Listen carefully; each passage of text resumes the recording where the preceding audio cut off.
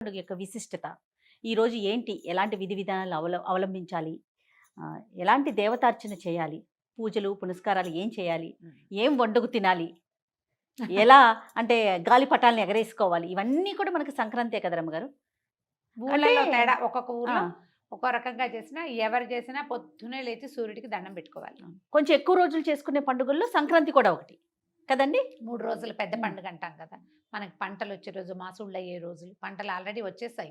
మన డిసెంబర్లోనే వచ్చేస్తాయి. అక్కడి నుంచి మనం దాన ప్రక్రియకి శ్రీకారం చుడతాం. అవును. ధనుర్మాసం మొదలయ్యేసరికల్లా హరిదాసులు వస్తారు. అప్పటి నుంచే వస్తాయి జయ.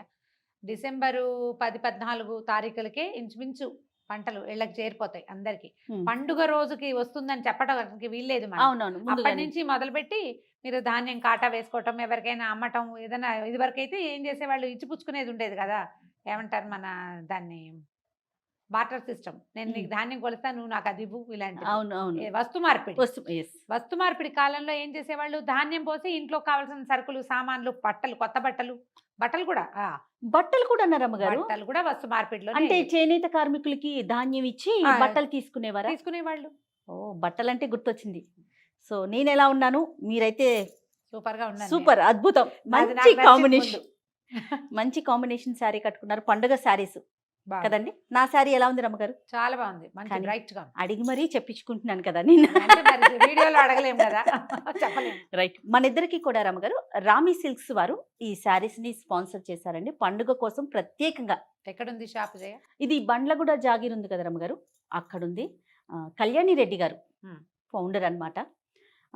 ఆవిడ ముఖ్య ఉద్దేశం ఏంటంటే, మన దేశంలో ఎక్కడైతే పట్టు, రకరకాల పట్టు ఉంటుంది కదా, అది మొత్తం కూడా రామి సిల్క్స్ లో అవైలబుల్ గా ఉండాలి, ప్రతి ఒక్కరికి అందుబాటులో ఉండాలి, రీజనబుల్ ప్రైస్ లో ఉండాలి అని. మరీ ముఖ్య ఉద్దేశం చేనేత కార్మికుల్ని ప్రోత్సహించాలి. చాలా మంచి ఉద్దేశం, చాలా మంచి పేరు కూడా మంచి స్ట్రైకింగ్ గా ఉంది. అభిరామి లాగా వినపడుతుంది. రమారావి లాగా రామి సిల్క్స్ నా పేరు గుర్తుపెట్టుకుంటే వచ్చేస్తుంది. సో బండ్లగూడలో ఉంది రమ్మగారు, డెఫినెట్గా విజిట్ చేయండి ఒకసారి పర్సనల్గా మీరు కూడాను. తప్పకుండా.